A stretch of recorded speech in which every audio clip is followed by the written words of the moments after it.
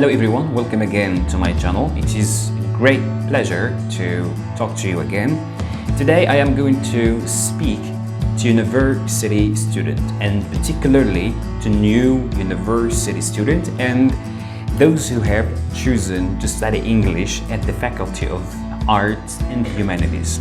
Okay, those who have chosen to study English at university. All right.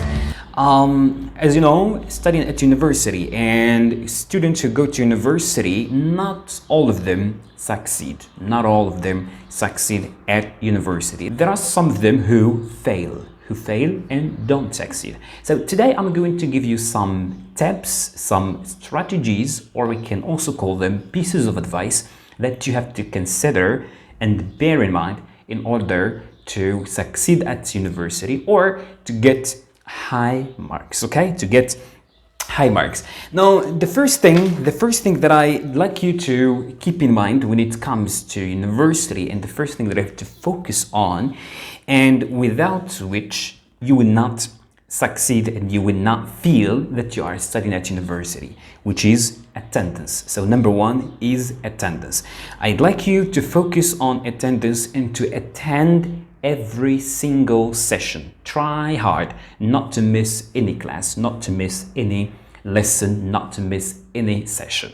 So attendance is very important for two reasons. Number one is to be familiar to your teachers, so your teachers know you better and they remember you, and they know that you are interested and you are not just at university for wasting time. Okay, so this is number one. And number two, it is very important because you don't miss lessons. Okay, you don't miss lessons. You attend lessons, you understand lessons in the subject you are studying. Okay, and this gives you a high chance to get good grades in exams. Okay, to get good grades in exams. So it is very well known that students who attend at university always succeed and get high marks than the ones who don't. This is very normal and logical. Okay, so this is why attendance is very important. Another thing that you have to keep in mind, and which has to do with attendance too, is that when you attend lessons, try always to find a place in the front. The first row, the second, the third, it's a good. Okay, so if you sit in the front, it will be good for you in order to see what is written on the board and in order to hear your teacher better. Okay, so to hear your teacher better and to see what your teacher writes on the board. So this is why sitting in the front is very, very important. But if you go back and sit in the back and hide, you will not hear what the teacher is saying, perhaps you will not see what's written on the board, and therefore you will just feel that you are just wasting your time, and this is not good for you, psychologically speaking. Okay, so this is one. Okay, so this is one. And another thing that you have to consider when it comes to attendance is that you attend, you try to find a place in the front. Also, try to participate. You are sitting in the front, try to participate with your teacher. And when I say participate, I don't mean you have to be talkative. No, don't be talkative.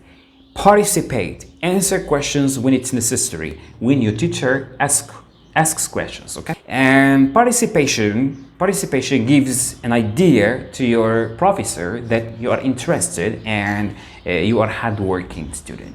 So this is number one, and number one has to do with, as I said, attendance, okay? Number two, and tip number two, is punctuality.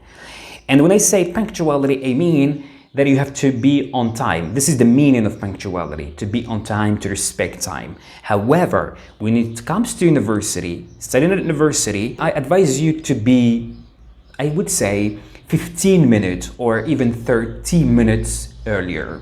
Okay, this is very important.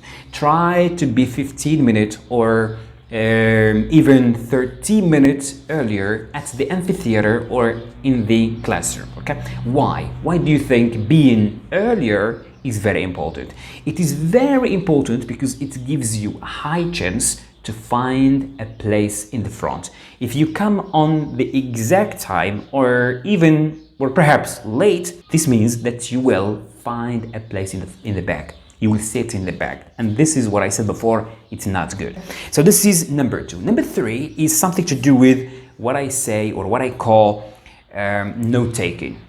Note-taking. You attend, you are always on time, you are always in the front.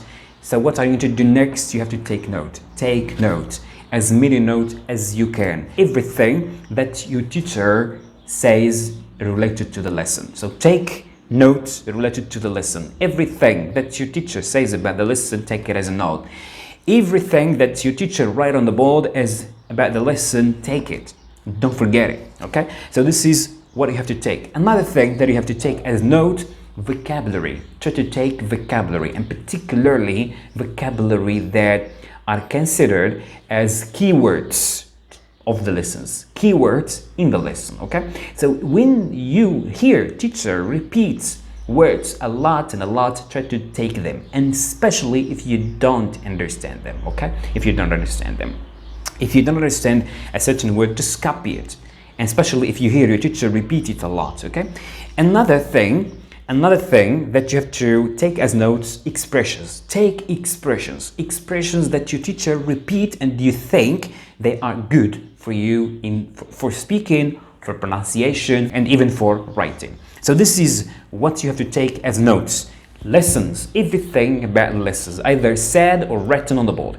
Number 2, vocabulary. Number 3, expressions. Now, vocabulary that you don't understand. Now, if, for example, if you hear your teacher repeats a word regularly and a lot, and the word that you don't know, you don't understand, what are you to do? Is it good for you to take a dictionary and check?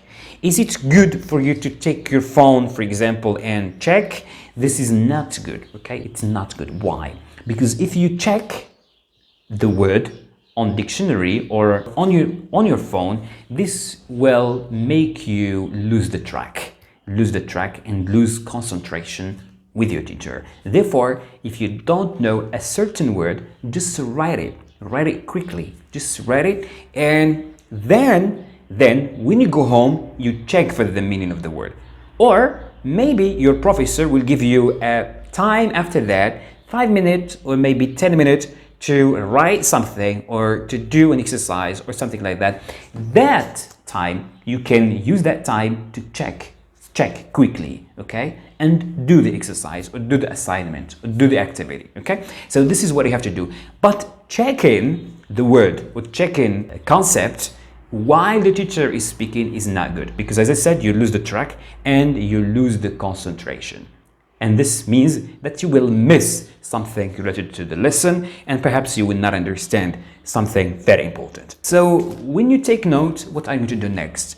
You forget about these notes? You take them and throw them at home? No. When you go home, I advise you to rewrite. Try to rewrite your notes, okay? Try to rewrite them either on another specific notebook or on white sheets, white papers. All right. Now, you might say, well, why should I rewrite? No, rewriting is very important for 2 reasons. Number 1, it is significant because when you rewrite your notebooks, you understand better. You understand better and you expand your knowledge. Perhaps you will not understand something and you will check it. Check it on internet, for example. Open books, open dictionary to deepen your knowledge, okay? And number 2, it is considered, rewriting is considered as a way of revision. So you are rewriting, you remember better.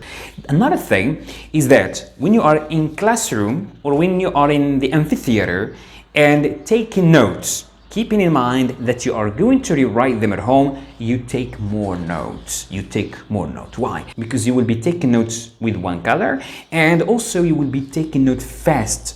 Okay, quickly. You are not going to reconsider. You are not going to organize or underline or use colors or whatever. You will be taking notes quickly, and this will give you a chance to take more and more and more notes, a lot of notes, because you have an idea in mind that you are going to go home and rewrite that. So this is why rewriting is very important. It is very important.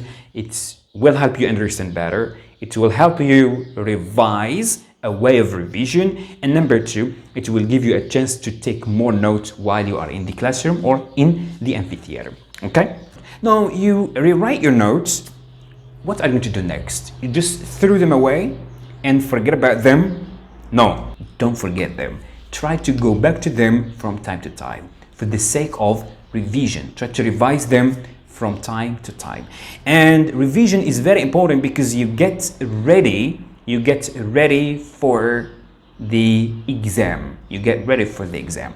And also, while you are revising your lessons, try to expand your knowledge. You expand your ideas, your information about a certain topic or a certain rule, if the lesson has to do with rules, for example. All right, so this is what I mean by expand. So try to expand your knowledge about the topic or about the subject you are revising. Okay, so take notes, rewrite them and revise them. Very simple. Take notes, rewrite them and revise them.